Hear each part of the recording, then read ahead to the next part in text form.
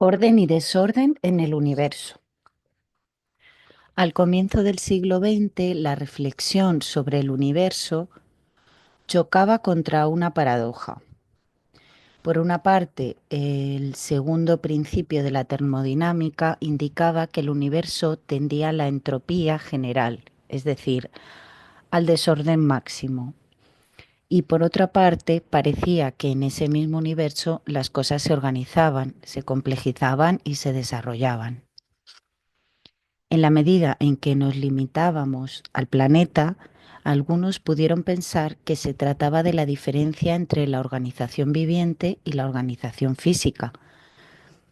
La organización física tendía a la degradación, pero la organización viviente, fundada sobre una materia específica, mucho más noble, tendía al desarrollo.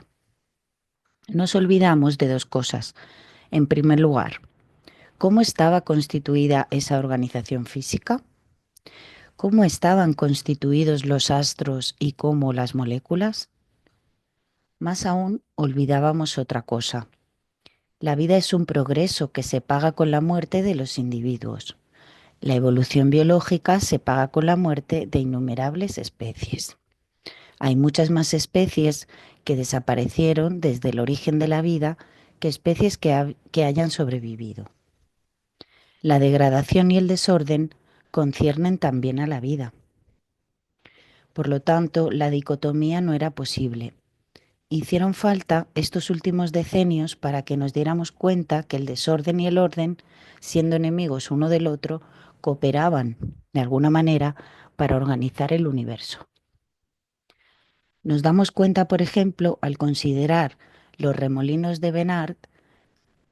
Tomemos un recipiente cilíndrico en el que hay un líquido, al que calentamos por debajo.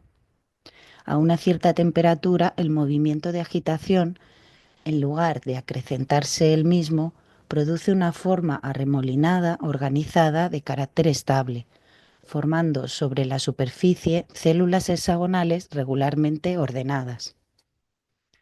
A menudo, en el punto de encuentro entre un flujo y un obstáculo se crea un remolino, es decir, una forma organizada constante y que se reconstituye sin cesar a sí misma. La unión del flujo y del contraflujo produce esa forma organizada que va a durar indefinidamente, en la medida en que el flujo dure y en que el obstáculo esté allí.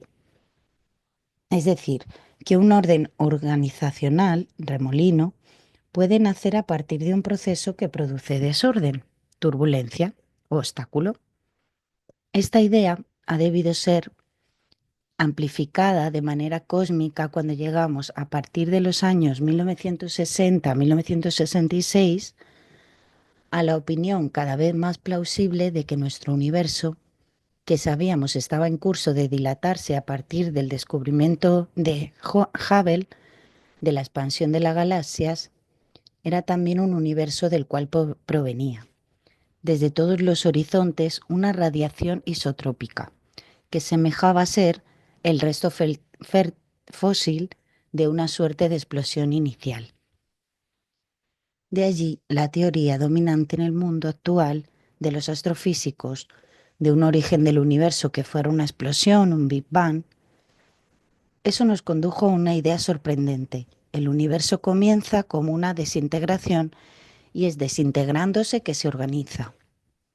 En efecto, es en el curso de esa agitación calórica intensa, el calor es agitación, remolino, movimiento en todos los sentidos, que se van a formar las partículas y que ciertas partículas van a unirse unas a otras. Van a crearse también los núcleos de helio, de hidrógeno y luego otros procesos debidos evidentemente a la gravitación.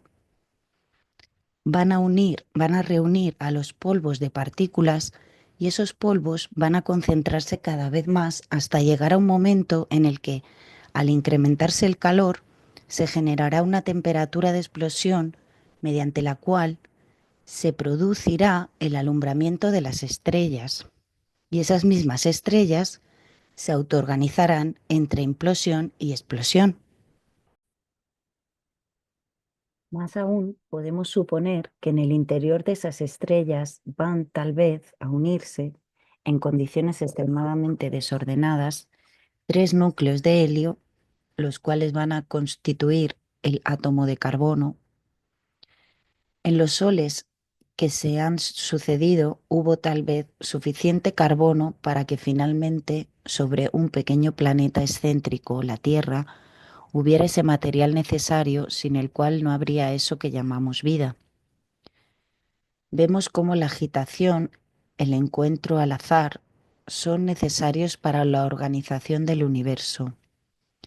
Podemos decir que el mundo se organiza desintegrándose. He aquí una idea típicamente compleja. ¿En qué sentido? En el sentido de que debemos unir a dos nociones que lógicamente parecieran excluirse, orden y desorden. Más aún, podemos pensar que la complejidad de esta idea es aún más fundamental. En efecto, el universo nació en un momento indescriptible que hizo nacer al tiempo del no tiempo, al espacio del no espacio, a la materia de la no materia. Llegamos por medios completamente racionales e ideas que llevan en sí una contradicción fundamental. La complejidad de la relación orden-desorden, organización, surge entonces cuando se constata empíricamente qué fenómenos desordenados son necesarios en ciertas condiciones, en ciertos casos, para la producción de fenómenos organizados, los cuales contribuyen al incremento del orden. El orden biológico es un orden más desarrollado que el orden físico, es un orden que se desarrolló con la vida. Al mismo tiempo, el mundo de la vida incluye y tolera mucho más desórdenes que el mundo de la física. Dicho de otro modo, el desorden y el orden se incrementan mutuamente en el seno de una organización que se ha complejizado. Podemos retomar la frase célebre de Heráclito que 7 siglos antes de Cristo decía de manera lapidaria: vivir de muerte, morir de vida. Hoy sabemos que esa no es una paradoja fútil. Nuestros organismos no viven más que por su trabajo incesante, en el curso del cual se degradan las moléculas de nuestras células. No solamente se degradan las moléculas de nuestras células, sino que nuestras células mismas mueren. Sin cesar en el curso de nuestra vida, muchas veces nuestras células son renovadas, al margen de aquellas del cerebro y de probablemente algunas células hepáticas. Vivir, de alguna manera, es morir y rejuvenecerse sin cesar. Dicho de otro modo, vivimos de la muerte de nuestras células, así como una sociedad vive de la muerte de sus individuos, lo que le permite rejuvenecer. Pero a fuerza de rejuvenecer, envejecemos y el proceso de rejuvenecimiento se entorpece, se desorganiza y efectivamente, si se vive de muerte, se muere de vida. Hoy en día, la concepción física del universo nos confronta con la imposibilidad de pensar al mismo en términos simples. La microfísica ha encontrado una primera paradoja por la cual la noción misma de materia pierde su sustancia. La noción de partícula encuentra en sí misma una contradicción interna. Luego, ella ha encontrado una segunda paradoja. Esta provino del éxito del experimento de Aspect, mostrando que las partículas pueden comunicarse a velocidades infinitas. Dicho de otra manera, en nuestro universo, sometido al tiempo y al espacio, hay otro que parece escapar al tiempo y al espacio.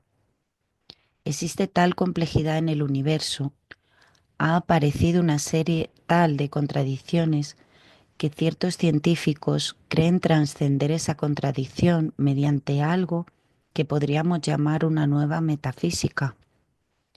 Estos nuevos metafísicos buscan en los místicos, principalmente del Extremo Oriente, y más que nada budistas, la experiencia del vacío, que es todo, y del todo, que es nada.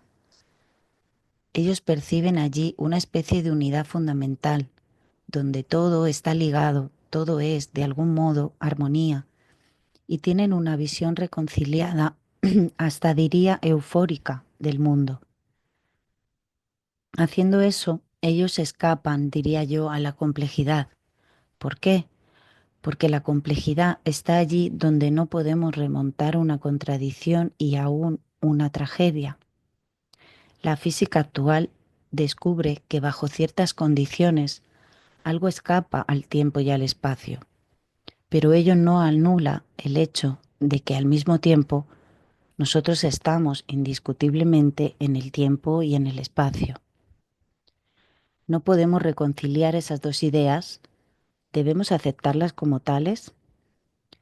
La aceptación de la complejidad es la aceptación de una contradicción, es la idea de que no podemos escamotear las contradicciones con una visión eufórica del mundo. Bien entendido, nuestro mundo incluye a la armonía, pero esa armonía está ligada a la disarmonía. Es exactamente lo que decía Heráclito: hay armonía en la desarmonía y viceversa. Autoorganización. Es difícil concebir la complejidad de lo real.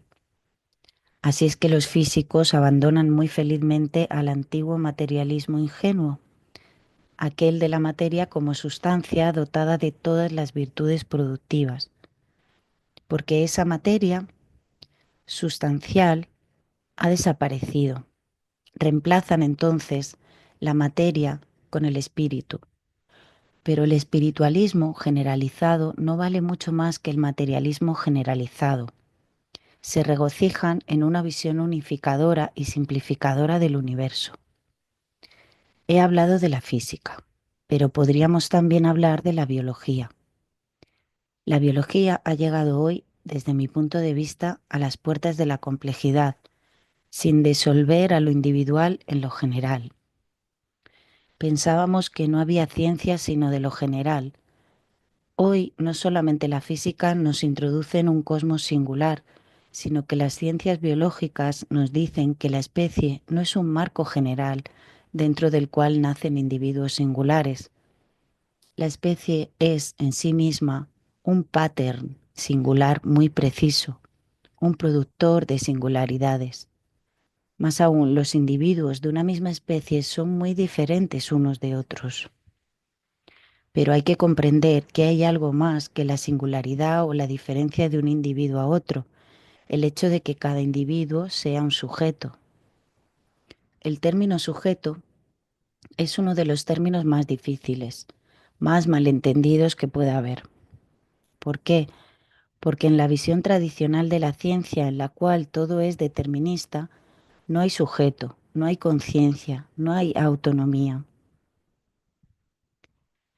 Si concebimos un universo que no sea más un determinismo estricto, sino un universo en el cual lo que se crea no solamente en el azar y el desorden, sino mediante procesos autoorganizadores, es decir, donde cada sistema crea sus propios determinantes y sus propias finalidades, podemos comprender entonces, como mínimo, la autonomía y podemos luego comenzar a comprender qué quiere decir ser sujeto. Ser sujeto no quiere decir ser consciente, no quiere tampoco decir tener afectividad, sentimientos, aunque la subjetividad humana se desarrolla evidentemente con afectividad, con sentimientos. Ser sujeto es ponerse en el centro de su propio mundo, ocupar el lugar del yo. Es evidentemente que cada uno de nosotros puede decir yo, todo el mundo puede decir yo, pero cada uno de nosotros no puede decir yo más que por sí mismo. Nadie puede decirlo por otro. Incluso si alguien tiene un hermano gemelo homocigótico que se le parezca exactamente, cada uno dirá yo por sí mismo y no por su gemelo. El hecho de poder decir yo, de ser sujeto, es ocupar un sitio, una posición en la cual uno se pone en el centro de su mundo para poder tratarlo y tratarse a sí mismo. Eso es lo que uno puede llamar egocentrismo. Bien entendida, la complejidad individual es tal que al ponernos en el centro de nuestro mundo, ponemos también a los nuestros, es decir, a nuestros padres, nuestros hijos, nuestros conciudadanos, y somos incluso capaces de sacrificar nuestras vidas por los nuestros. Nuestro egocentrismo puede hallarse englobado en una subjetividad comunitaria más amplia. La concepción de sujeto debe ser compleja. Ser sujeto es ser autónomo siendo al mismo tiempo dependiente. Es ser algo es ser algo provisorio, parpadeante, incierto.